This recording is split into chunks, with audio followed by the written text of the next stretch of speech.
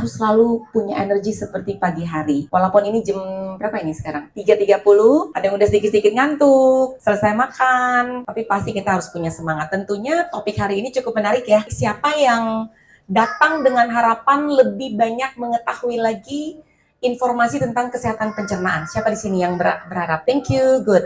Siapa yang di sini pernah mengalami masalah asam lambung? Saya. Oke, saya. Yang lainnya nggak pernah? Saya penderita MAH dari usia 9 tahun sampai 35 tahun. Banyak banget ya, lama banget ya. Dan sedikit cerita tentang saya ya.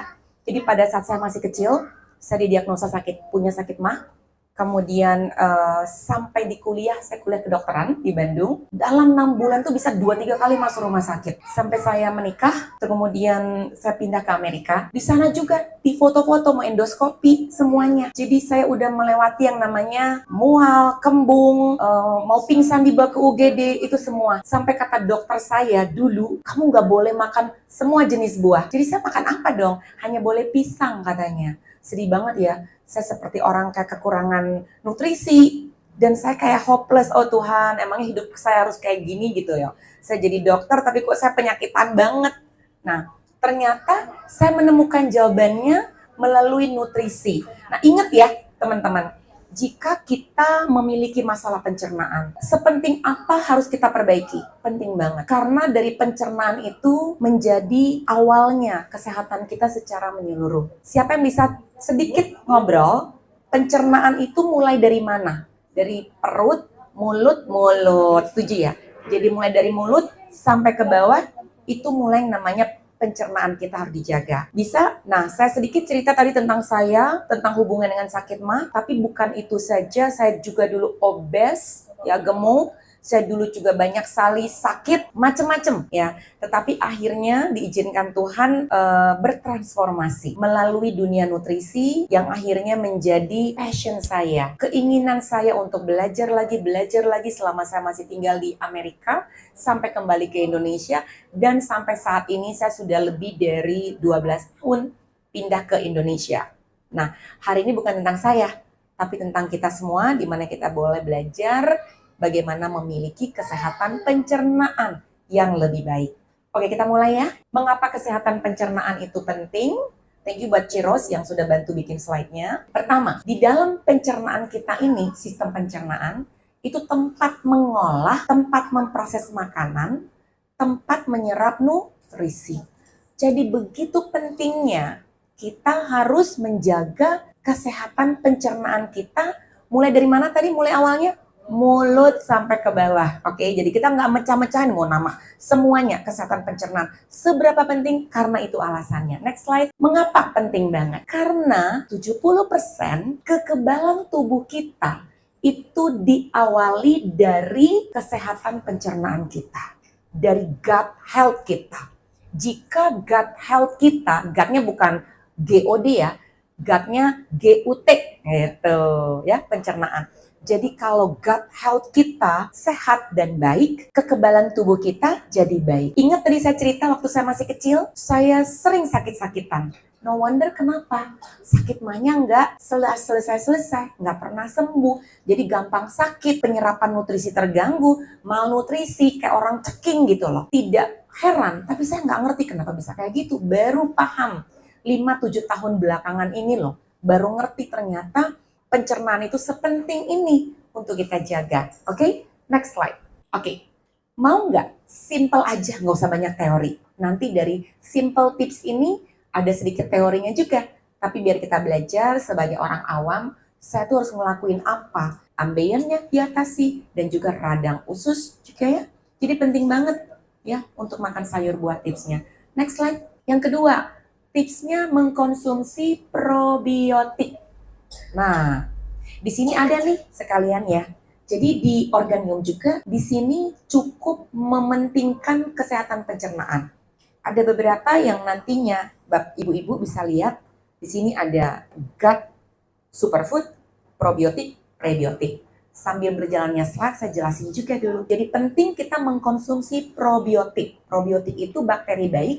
Kalau bakteri baiknya ada di dalam ususnya cukup ada, imun sistem kita jadi bagus. Di dalam pencernaan kita ada bakteri baik, ada bakteri yang nggak baik. Dia harus hidup balance. Nah, pada saat itu terjadi, tubuh kita jadi imunnya juga jadi nggak bagus. Itu sebabnya kita perlu memperhatikan asupan probiotik atau bakteri baik yang didapatkan dari makanan. Contoh, bisa tempe, yogurt, kimchi, miso yang difermentasi. Makanan-makanan yang sifatnya difermentasi mengandung probiotik dan juga bisa melalui suplementasi. Suplementasi ada beberapa jenis bakteri seperti lactobacillus, bifidobacter, itu semua adalah contoh-contoh bakteri baik yang memang diperlukan oleh pencernaan kita, usus kita. Setuju?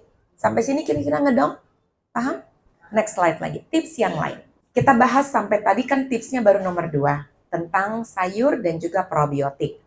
Nah, mengapa probiotik penting? Ini jawabannya, membantu pencernaan, tingkatkan imun sistem. Kalau imun sistem kita baik, kemampuan tubuh untuk melawan infeksi juga lebih baik. Meredakan gejala gangguan pencernaan, diare, itu semua sangat terbantu dengan probiotik. Dan meningkatkan kesehatan mental. Ada penelitian, probiotik yang kita konsumsi membuat kita itu lebih tenang dan mentalnya lebih calm. Jadi memang membutuhkan sekali sumber probiotik dari makanan maupun suplemen yang kita punya. Dan di Organium juga bisa punya beberapa pilihan yang teman-teman bisa dapatkan. Ya, contoh di klinik saya juga ada yang seperti, nanti mungkin saya punya begini juga saya bisa ambil. Tapi suplemen pun bisa dikonsumsi. Oke, next slide. Masih probiotik. Nah, ada pertanyaan tadi dari Bu Erni. Terus kita membedakan, pernah dengar nggak probiotik dan prebiotik? Mungkin contoh deh, yogurt, tahu yogurt? Kenapa yogurt bagus? Karena ada bakteri baiknya, fermentasi. Tapi kalau yogurtnya terlalu manis atau ada banyak gula, bakteri baiknya cenderung bisa mati atau berkurang. Tape sebenarnya juga bagus, tetapi jangan ditambahin dengan gula. Ya, pada saat proses fermentasi biarkan itu fermentasi alami. Pada saat dia agak manis keluar dari zat pati dari si singkongnya, tetap harus dibatasi karena singkongnya sendiri kan ada gulanya nantinya. Setuju ya? Tapi tape sendiri oke, ya. Kemudian kita membedakan antara prebiotik, pernah dengar, dan probiotik. Kalau prebiotik adalah serat pangan yang biasanya didapatkan dari makanan seperti bawang bombay, bawang putih, asparagus, setuju ya? Itu adalah sayur-sayur serat pangan yang dia fungsinya memberi makan kepada bakteri baik. Kalau bakteri baiknya namanya probiotik. Kalau si prebiotik ini, contoh makanan-makanan tadi, itu makanan dikasih makan probiotiknya pakai si prebio. Setuju ya? Dia mengandung inulin, dia mengandung FOS, fructooligosaccharides, di mana dia memberi makan kepada si bakteri baik probiotik. Dia membuat subur probiotiknya. Jadi bawang putih bagus nggak? Bagus. Ibu kayaknya ada deh prebio di sini, prebiotik nih.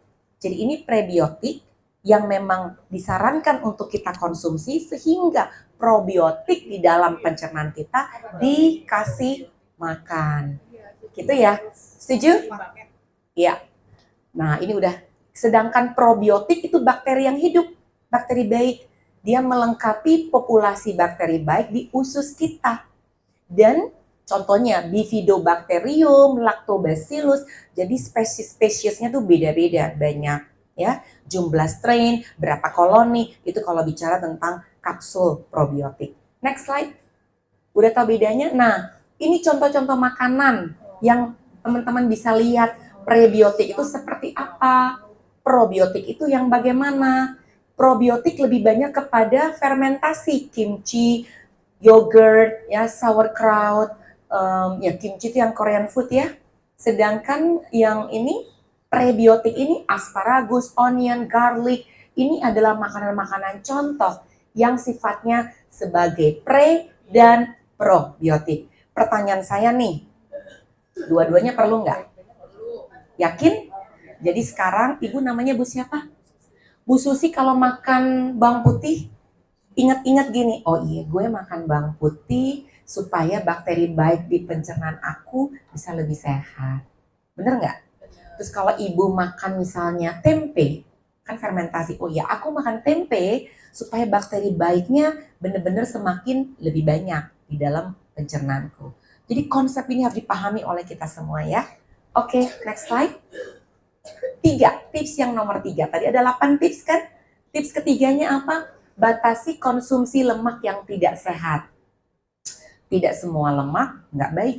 Ada banyak lemak-lemak yang baik juga. Contohnya, lemak baik, alpukat, dan minyak zaitun. Di Organium jual minyak zaitun? Ada di sini juga ya, organik minyak zaitun yang ekstrak virgin. Oke, jadi ekstrak virgin olive oil dikonsumsi perlu oleh kita sehari 1-2 sendok makan. Oke, itu sangat baik. Lemak baik itu penting karena lemak itu adalah bahan baku hormon. Setuju ya? Lemak itu adalah bahan baku hormon. Kalau kita nggak makan lemak, hormonnya nggak bisa terbentuk, kacau juga kan dalam tubuh kita. Jadi jangan alergi dengan lemak, tapi kita harus pilih yang mana lemak baik, yang mana yang memang tidak sepantasnya kita konsumsi itu. Lemak jenuh, kulit ayam, gorengan, itu yang tidak proper kita konsumsi. Bener ya? Next slide. 4. Mengkonsumsi air putih. Yes. Ekstrak virgin olive oil buat salad. Ya, yeah, the best. Sangat disarankan harus pakai itu justru sebagai dressingnya. Kalau teman-teman mau bikin dressing salad, pakai ini, pakai madu, pakai lemon, bisa ditampur dengan bubuk-bubuk ini. Ya, oke. Konsumsi air putih yang cukup adalah tips nomor 4 untuk kesehatan pencernaan. Banyak orang pernah dengar gini nggak? Kebutuhan air dalam 1 hari berapa liter? 2 liter. 2 liter tuh kurang lebih berapa gelas? 8 gelas. Pernah ada yang denger gini nggak? Kalau bangun tidur langsung aja minum 6 gelas, 7 gelas, atau seliter. Tapi ada pernah denger nggak? Ada. Kalau bangun tidur minum langsung, banyak katanya ya. Bener ya? 1 liter katanya langsung diminum. Berapa? Katanya untuk detox. Dan kalau itu sering-sering melakukan itu elektrolit dalam tubuh kita bisa ikutkan keluar. Bahkan justru bahaya ya. Gak bisa, tubuh kita hanya mampu menyerap sekitar 200 mili. Dan itu bisa dikonsumsi per jam. 1-2 jam minum lagi. 1-2 jam minum lagi. Setuju ya? Jadi kalau kita langsung flush, semua pipis keluarnya bersamaan dengan elektrolit dan itu malah bahaya. Setuju ya? Itu kepentingannya butuh minum air 2 liter dan dijeda. Bukan langsung diteguk 2 liternya atau seliternya. Kenapa penting untuk kesehatan pencernaan? Karena 70% juga tubuh kita terdiri dari air. Setuju ya? Nomor 5, tadi saya bilang, kesehatan pencernaan dimulainya dari mana? Usus atau dari mulut? Dari mulut. Ingat, makannya perlahan, dikunyah dengan baik. Ngunyah tuh ada teorinya nih. Kalau kita ngunyah yang baik itu sekitar 20 kali kunyah. Tapi siapa juga yang mau ngitungin 20 kali kunyah ya? Bener nggak? Tapi paling tidak mulai ngeliat ada halus. Misal contoh kita makan nasi, merasa ada manis. Pernah manis? Itu sebenarnya apa rasanya? Nasinya dikonvert jadi gula, glukos, dan bercampur dengan air liur kita. Air liur ini adalah sebenarnya enzim juga bersampur yang mulai ada di dalam mulut kita dikunyah. Dan sebenarnya kalau mengunyah dengan baik, enzim-enzim itu mulai dikeluarkan, dia memudahkan proses penyerapan nutrisi yang dimulai dari mulut, kerongkongan, lambung, usus, dan teman-temannya. 70% kita meringankan kerja pencernaan kita banyak sekali kalau kita mengunyah dengan baik. Ada pernah nggak kalau pas makan tiba-tiba harus cepat-cepat pergi? Atau ada makan dokter-dokter nih kalau praktek nih, kalau saya di klinik juga cuma punya waktu, dok bisa makan nih ada 10 menit, saya diburu-buru.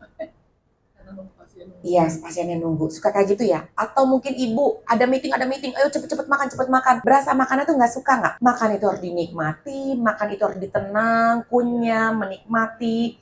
Itu benar-benar sesuatu yang harus dipakai untuk me time dalam hal makan. Karena dengan mengunyah yang baik dan tepat, sudah membantu proses dominan pencernaannya yang dimulai dari mulut. Setuju, sepakat? 6.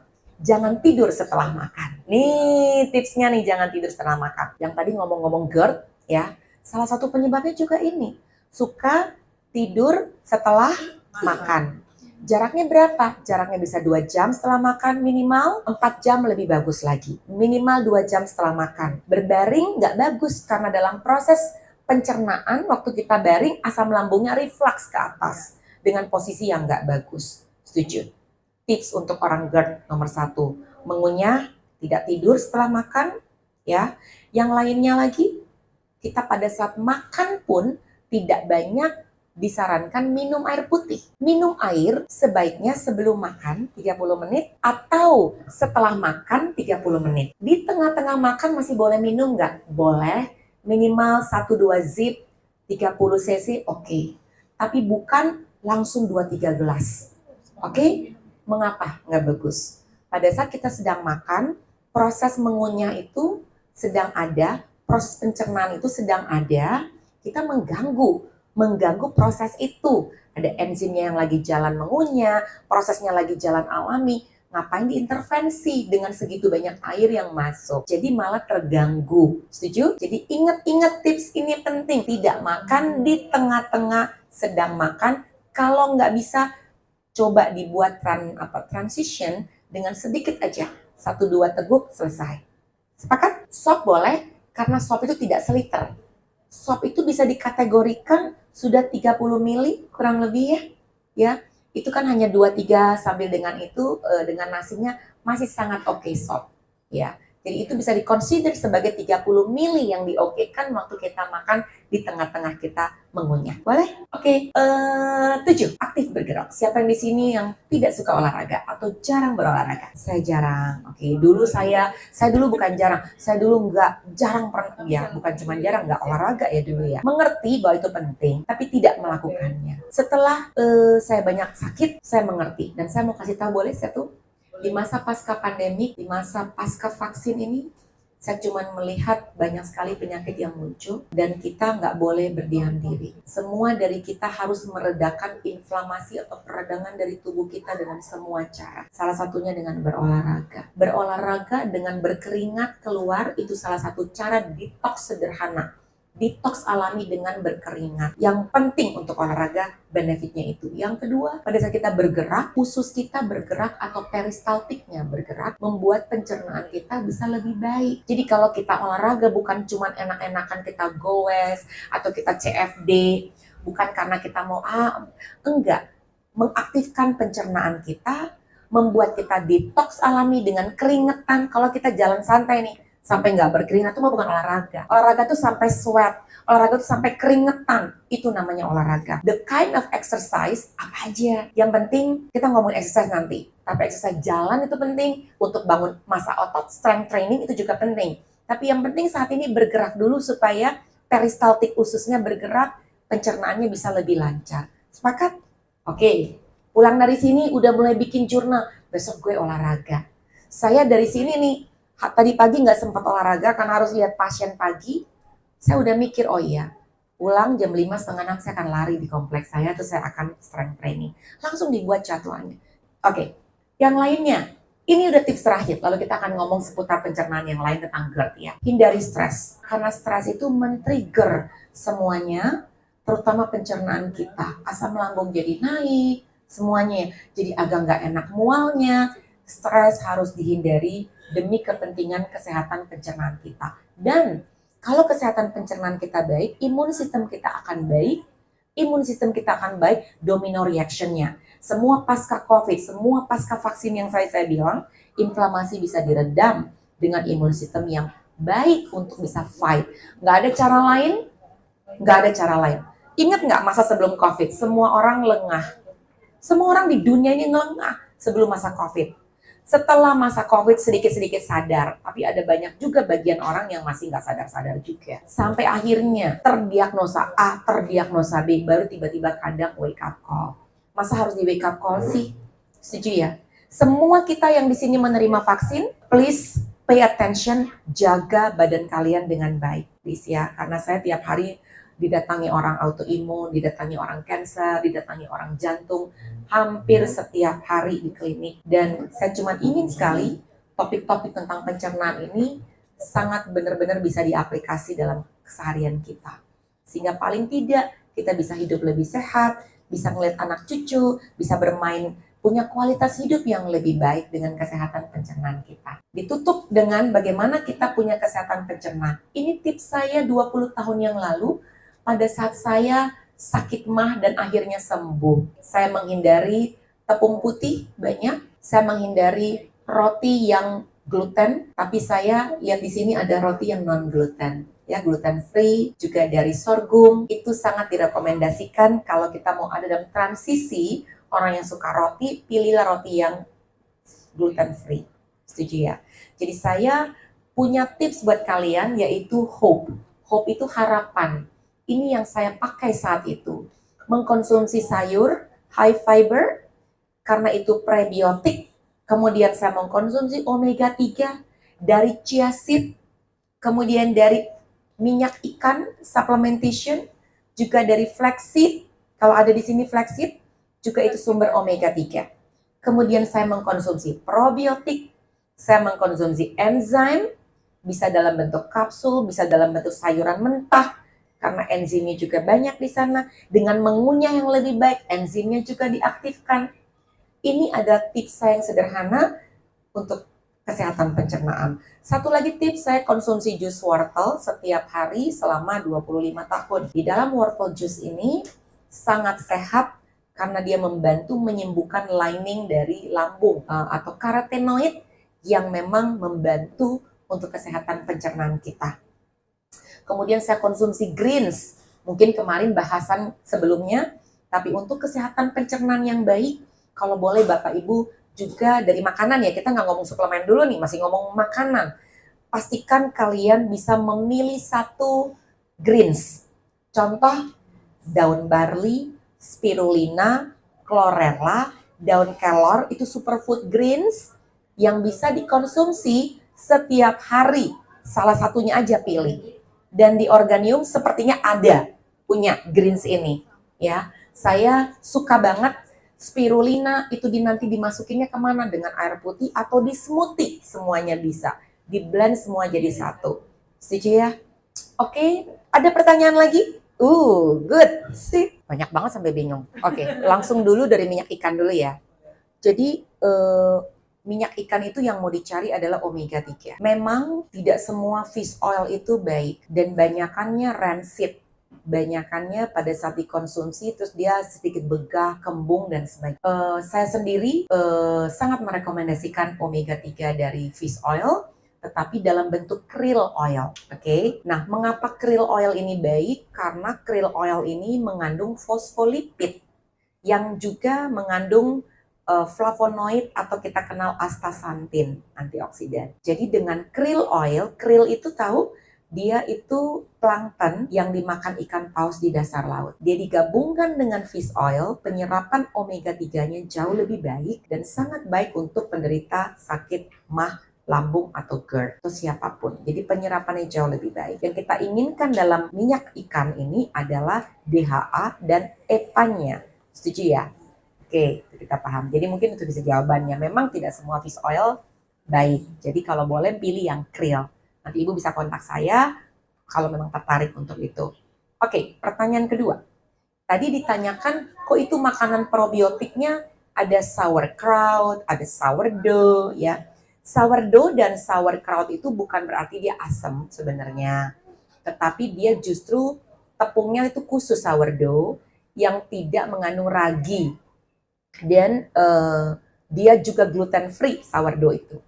Ya, dan sorghum sebenarnya, tepung sorghum yang juga bagus, yang belum banyak orang tahu, tapi ternyata itu sangat baik untuk dibuat sebagai bahan roti, ya, dari sorghum ini. Nah, tentunya benar, makanan-makanan ini tidak bisa langsung serta-merta orang mah langsung konsumsi kayak kimchi. Nggak semua juga langsung bisa makan, terutama yang sedang terserang sakit lambungnya. Ini dalam kondisi orang normal. Tapi pada saat sedang serangan, ya, untuk yang probiotik yang mana yang baik, Disarankan dalam bentuk yang powder ini saja, atau dalam bentuk kapsul probiotiknya, atau makanan-makanan yang, nih kalau yang punya mah ya, tempe, yogurt masih oke Bu, sangat oke. Tetapi yogurtnya yang plain saja, ya, dan dimakannya nggak perut kosong, ya masih oke.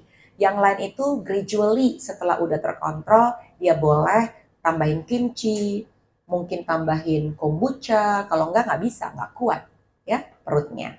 Jadi harus melihat setiap orang beda-beda. Lagi terserang jangan, setuju ya. Yang pertama pertanyaannya, yang kedua udah bisa terjawab. Yang pertama porsi makan. Porsi makan untuk orang normal dulu ya. Baru kita ngomong orang yang punya sakit GERD atau lambung. Untuk orang yang normal, porsi makan kita itu sebaiknya ada karbohidrat, protein, dan lemak. Selalu ya. Dan serat ya di situ. Porsi karbohidratnya kalau boleh hanya 20%. Selebihnya 40 dan 40 adalah protein dan sayurnya. Setuju? Itu orang normal ya. Nah, bagaimana dengan orang yang sakit lambung? Sebenarnya boleh, tetapi lebih dikecilin lagi jumlahnya dan sering. Jadi makan dalam porsi kecil tetapi lebih sering. Itu adalah tips bagi orang yang sedang kumat sakit lambungnya. Betul ya? Jadi untuk orang yang kita normal, kita makan besarnya 2 kali kan biasanya cukup dengan porsi yang tadi. Sayurnya, kemudian lauknya, nasinya. Tetapi untuk yang sedang GERD tetap seperti itu tapi porsinya lebih kecil dibandingkan orang yang normal. Lalu sering. Nah untuk yang GERD, kalau mau snack itu makan yang apa yang bagus? Oke. Tetap bisa makan crackers, tetapi kalau boleh semuanya gluten free, kalau bisa. Semuanya ya. Kemudian yang kedua, cincau atau grass jelly ya namanya ya. Itu sangat baik dikonsumsi untuk orang-orang yang punya GERD atau sakit MAH. Dan ada, kayaknya cincau ada di mana di sini? Di sini di superfood yang gut-nya ada. Ya, ini di sini. Jadi grass jelly atau cincau itu sangat-sangat sehat atau sangat baik sebagai snack kita untuk pencernaan kita. Saya contohnya, kumatnya saya pada saat saya makan banyak roti. Dan kalau saya stres. Ada orang yang kumatnya pada saat dia minum kopi. Ada orang yang kumatnya saat dia makan pedas. Jadi mengenali, Mbak itu sering kumat karena apa? Oke, stres, betul. Ada yang lainnya apa? Stres itu hampir semua dari kita. Pedas? Pedas enggak. Justru saya kalau kopi, yes. Strong, nah langsung mual. Yes, itu setuju ya. Sampai ke kepala. Ya, setuju. Jadi kita harus mengontrol diri kita, mengenali saya ini apa ya yang membuat saya. Kalau saya sensitif banget sama roti, nggak bisa. Makanya saya tahu sampai hari ini. Mas saya sembuh, tapi kalau sayanya berantakan makannya lagi, dia bisa kena lagi lah. Jadi saya selalu menghindari roti-roti yang pakai gluten. Tapi roti-roti kalau lagi sehat begini, cuma dikasih 1-2 ya nggak apa-apa. Cuman kalau dalam 2-3 hari saya makannya itu terus pasti kan kumat lagi. Seperti itu. Setuju ya? Bisa Ibu? Good. Satu lagi. Oh, ketan. Jangan makan ketan. No. No ketan. No ketan. Nggak ketan. Oke. Kalau sedang lagi tidak, silakan. Tapi menurut saya harus di-avoid. Dia bikin cernanya susah sekali. Jadi di dalam wortel itu isinya mengandung karotenoid. Karotenoid itu dia bisa dideteksi dan dia biasanya residunya muncul di kulit, ya. Jadi makanya warnanya kuning. Tetapi pada saat kita berhenti 1-2 hari, dia akan hilang lagi, dipakai lagi. So itu hanya sign, tidak ada yang namanya keracunan karena wortel, nggak pernah ada dalam klinik. Jadi kalaupun dokternya ngomong, nggak ada clinical study, nggak ada jurnal yang dia bisa buktikan bahwa orang minum wortel keracunan karena kuning, nggak ada. Kecuali kuningnya dari penyumbatan di liver atau di empedu, nah itu dia. Oh airnya, wortelnya saja. Jadi biasanya wortelnya saja, cuman wortel-wortel pakai slow press juicer dan Huron, betul. Dan kalau memang wortel-wortel di Indonesia kadang-kadang kering ya, tambahin ketimun, ya, tambahin ketimun 1. Nanasnya kalau boleh yang mendekati ke bonggolnya. Ya, tapi yang bonggol nanas itu lebih baik di blender, jangan di jus ya. Jangan ada jus dengan gula karena kalau buah-buah jadi tinggi gulanya, nggak bagus. Nanas gulanya tinggi, kecuali bonggolnya itu bagus untuk anti peradangan dalam tubuh. Itu untuk detox pasca COVID, diperlukan kunyit, kemudian bonggol nanas itu sangat bagus. Ya, kukurma. Kumat GERD ya. Sangat bagus. Sangat bagus lagi kumat minum jus wortel, the best. Jadi dia membuat alkali dalam tubuh kita, ya the best. Kemudian konsumsi misalnya green, ada spirulina, konsumsi sedikit, kemudian dengan air aja, the best. Lalu dengan omega 3 yang banyak. Omega 3 kriol, ya, enzim pencernaan. Omega 3 diminum pada saat kumat itu. Kalau lagi udah nggak bisa kontrol, ya mau nggak mau minum obat sedikit, baru setelah itu 2-3 hari kembalikan kepada regimen yang normal, yang natural, ya. Meningkat 7 kali lipat. Betul. Jadi kita mengerti dulu satu kalimat saya. Kalau saya di restoran nih, Bu, mau jus mangga nggak? Itu kalimat yang salah. Harusnya dibilang smoothie mangga. Jadi yang ngomong kata jus itu bahasa Inggris itu memisahkan serat dan cairannya. Dan biasanya yang namanya jus, orang bule ya, bahasa Inggris ya, jus itu memisahkan serat dan keras, biasanya dengan sayur-sayuran. Seperti lobak, ketimun, wortel, beet. Itu kita bisa jus. Dengan hanya diambil cairan. Itu kepentingan untuk healing, untuk nyembuhin. Sedangkan kalau kita bicara jus mangga, jus pepaya itu bukan jus, itu namanya smoothie, kan di blender. Orang Indonesia aja sedikit cara ngomong bahasa. Hurom itu memisahkan, itu slow juice, itu pisah, itu jus wortel yang keras-keras sayur. Sedangkan yang ibu punya nutri apa tadi? Mana Nutribullet? Nah, ini namanya blender. Dua-duanya diperlukan. Dua-duanya diperlukan. Hari ini kita mau demo blenderan. Nah, yang diperlukan ini apa yang di blender? Apakah buah? Tidak. Hanya buah yang gulanya rendah yang diokekan di sini. Oke, patensinya contoh apa? Alpukat. Boleh di sini. Berries. Boleh di sini. Mangga enggak. Setuju? Kenapa? Seperti ibu tadi, lebih baik dikunyah daripada dikunyah aja udah manis. Di usia 50-60 batasi sekali makan mangga manis. Apalagi di jus. Apalagi di saja kepleset. Apalagi di blender, di smoothie. Setuju ya? Jadi yang mana yang saya butuhkan? Keduanya. Di rumah saya ada Hurom Juicer, di rumah saya ada Nutribullet. Keduanya saya pakai karena di pagi hari saya minum wortel juice. Setelah itu saya ada waktunya sekitar sejam setelahnya. Saya puasa intermittent. Saya blender semua, ada proteinnya, ada alpukatnya, ada berriesnya, ada VCO-nya, ada greens-nya. Saya masukin semua di situ menjadi smoothie saya di pagi hari. Enak kan? Yes. So kita membutuhkan itu semua dan sangat baik untuk kesehatan pencernaan. Alpukat is the best. Supergat, ya ini ada tadi apa namanya yang tadi saya bilang, grass jelly di sini. Kemudian prebiotiknya ada, makanan bagi bakteri baiknya ada. Probiotiknya ini bukan dari bakteri lactobacillus, tapi dari tempe. Ya, fermentasi tempe dan kefir itu adalah sumber probiotik dari makanan dan dibuat ini kapsul ya Bu ya. Dibuat kapsul, ya. Oke. Ada pertanyaan lagi Bu? Ya, GERD itu gini. Saya punya GERD atau saya sedang terserang GERD. Beda ya. Kalau orang ini memang lagi terkontrol, intermittent fasting itu boleh dilakukan dengan mengetahui kemampuan diri sendiri. Diawali dengan 12 jam dulu untuk para penderita GERD. In fact, kalau kita sudah terbiasa, justru GERD-nya akan sembuh dengan terbiasa melakukan intermittent fasting. Yang membuat orang sakit kumat bukan karena IF-nya.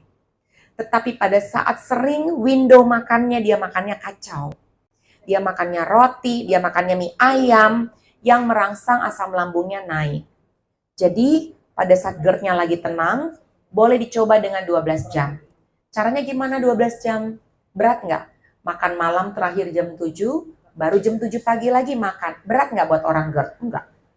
Itu maksud saya. Jadi intermittent fasting bisa dilakukan dengan grade yang berbeda-beda. Start dengan 12 jam dulu. Oh, aku udah bisa 12. Boleh diperpanjang ke 14 jam. Jam 7 malam misalnya makan terakhir, berarti makan pertama besok harinya jam 9 pagi. Kalau 14 jam. Minimal 12 dulu. Berarti boleh dong dikerjakan. Setuju ya? Oke, good. Lemon itu bagus untuk detox di pagi hari. Kan bilang, oh bagus dengan air putih segelas minum. Minum saat GERD-mu lagi terkontrol. Saat GERD-nya lagi serangan, coba deh diminum. Tambah puyeng. Setuju? Jadi, kitanya harus melihat. Saya minum yang lemon dan air. Tapi pada saat saya lagi mual, saya nggak minum. Jadi saya tahu di mana keadaan saya lagi mulai terserang, mungkin makannya agak kacau waktu traveling sedikit, banyak tepungnya, banyak rotinya. Saya menghindari makanan-makanan yang seperti based on asam, cuka, atau lemon. Kembali setelah itu saya akan balik lagi minum. Yang keduanya apa? Oh, di mana ada gluten? Oke. Tepung terigu biasa ada gluten. Bakmi ada gluten, kecuali bakmi yang ibu punya nih, bakmi tempe sepertinya non-gluten. Kuitiau kalau dia dari tepung itu gluten, tapi kuitiau dari tepung beras dia non-gluten. Ya, jadi ada dua. Bihun ada dua juga, bihun dari tepung beras dan bihun dari tepung. Kita harus pintar ngelihat. Makanya semua ini harus pintar ngelihat kandungan. Waktu kita pergi ke supermarket ada bihun, langsung saya ambil bihunnya, saya lihat, oh ini dari tepung beras, saya oke. Tapi saya lihat, oh ini flour, oh itu tepung, saya enggak. Kan ya? Nah, terus kalau diare itu pertanyaannya makanannya apa? Pada saat sedang terserang diare, makanan yang seratnya dikurangin. Oke, mengistirahatkan pencernaannya. Yang paling baik untuk makanan saat diare, probiotik dimasukin. Harus. Enzim pencernaan harus. Bone broth kalau ada, konsumsi. Ya, itu. Dan kemudian liquid. Ya, semua yang diferment. Jadi probiotik bisa dikonsumsi. Dulu saya itu kan lambungnya parah. Bahkan kol putih ya, cauliflower, brokoli putih itu saya nggak bisa. Brokoli juga sebenarnya kadang bisa bikin bloating. Jadi brokoli itu untuk yang sakit GERD tidak disarankan makan mentah, tapi di steam atau di stir fry sedikit. Yes, jadi itu mengurangi gasnya untuk bisa dikonsumsi. Alpukat itu the best. Anak-anaknya dikasih alpukatnya tiap hari, Bu. Kalau misalnya susah, alpukatnya yang masih mentah, nanti pada saat udah matang di freezer, dimasukin ke Tupperware. Jadi pas besoknya mau diolah, sudah diturunin ke bawah. Jadi alpukat itu selalu tersedia di rumah. Ya, ini aja. Terus kemudian ini ada pas probiotik bisa masukin dong, probiotik. Apapun yang bentuknya bubuk-bubuk ini bisa dimasukin kok ke sini. Masukin yogurt yang tidak ada rasa. Terus ini bisa pakai blueberry. Ini udah dicuci? Udah. Oke. Blueberry-nya di frozen. Kalau mau bikin smoothie bagusnya di frozen. Ya. Kita nggak pakai pisang, nggak pakai ini karena gulanya rendah kalau blueberry. Strawberry juga boleh. Asam aja, enakan blueberry ya. Kalau yang punya GERD kan enaknya blueberry daripada strawberry. Kemudian chia seed jangan lupa. Atau enggak flax seed, any seed masukin ya. Ini paling enak smoothie begini. Ini chia. Chia seeds. Ya boleh satu. Ini probiotiknya masuk, kan enak nih pagi-pagi udah masuk probiotik. Prebiotiknya juga boleh kalau kalian beli di sini masukin aja prebiotik ya. Dimasukin semua. Terus kalau nanti ada VCO atau olive oil, masukin aja olive oil di sini juga boleh. Ya enggak sih? Boleh? Di blender maksudnya kan, blender bisa. Kemudian taruh madu dikit. Mau pakai madu? Anak-anak yang susah, ada rasanya aneh-aneh. Oh, belum dibuka. Terus ini ada susu almond. Susu almond kan atau susu apapun lah. Ini almond milk dari sini ya. Superfood almond. Aku boleh rasa dikit nggak sih? Kayak apa sih susunya? Dia plain. Plain ya. Oke. Oke. Ini madu dikit ya kalau mau ya. Dikit aja. Nah, ini susunya ya. Air putih ada nggak ya? Air putih aja. Takutnya kemanisan. Air putih aja. Udah, gini aja. Yang punya anak-anak kecil, ini namanya brain smoothie. Boleh? Cuman sekarang ini masih pro cons banyak tentang itu. Jadi bisa selain susu oatnya jangan pakai almond aja. Kalau mau oat tapi oatnya yang jangan pakai flavor, plain. Atau enggak almond milk yang unsweetened. Nah, gitu aja. Kalau mau di mix bisa tambah juga dengan anak-anak yang suka kan pakai bayam ini. Di blend aja, baby spinach. Udah jadi seperti ini makanan buat anak saya zaman dulu nih pakai baby spinach. Ditutup, mana ini tutupannya? Oh ini kayak gini ya? Copot. Gini ya? Ya, betul. Langsung. Terus dibalikin ya? Iya. Ini bisa dibuat travel loh. Iya. Nutribullet itu yang di saya tuh yang gede banget, tapi ini ternyata buat traveling ya. Balikin gini, ini pakai baterai ya? Iya, pakai di cas. Oh, jadi nanti di-charge. Keren banget nih. Terus dinyalain aja gini ya? Iya, tinggal ditekan. Di atas ini. Iya, itu. Belum tutup berarti.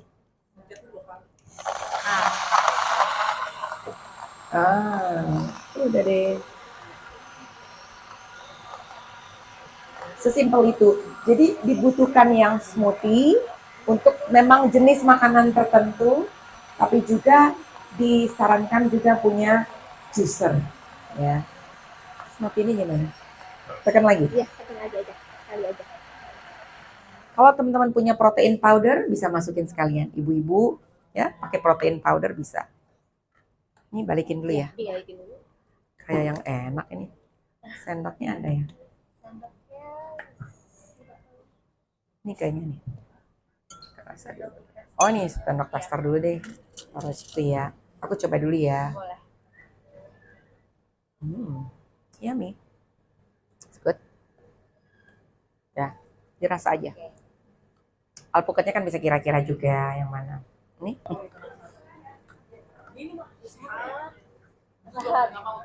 Kenapa nggak mau? Kurang Really? Pakai madu dikit lagi nggak mau? You like more? Yeah, here. This is the honey. Where is the honey? Ini nih kasih honey. Kasih baru dikit kalau Nggak suka ya? Pakai honey dikit. Nih, Pakai honey. Pakai honey. Kamu suka roti ya? Enggak. Jangan. Kalau mau roti yang dari sini aja sorghum, dari tepung sorghum. Itu akan membantu. boleh dibantu. Siapa yang merasa ini oke? Iya. Oke ya? Not bad. Tinggal kita modifikasi sedikit-sedikit yang mana, tapi base ingredientnya sama. Kalau mau tambahin sayur, tambahin aja baby spinach, itu paling enak di dalam smoothie kayak gini. Sama protein bisa ditambah. Celery enaknya di jus. Kalau di smoothie enaknya baby spinach sama kale boleh, baby kale. Ya, baby kale enak. Atau microgreens. Nanas boleh dong, bonggolnya. Itu bagus di sini. Sebenarnya oke, tapi kan manis banget. This is really good. This is really good, really good. Beneran deh. Coba deh, ini enak.